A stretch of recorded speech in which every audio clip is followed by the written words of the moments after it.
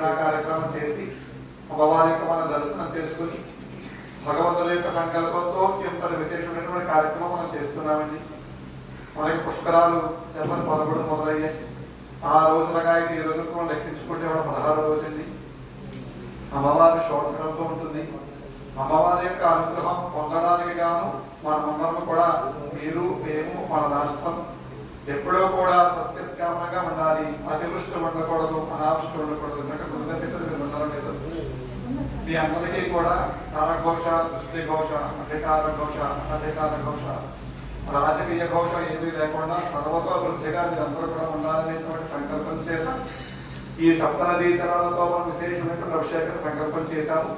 అందులో భాగంగా ముందుగా గణపతి పూజా కార్యక్రమాన్ని మనం ఆచరణ తీసుకుంటున్నామండి. ఒకసారి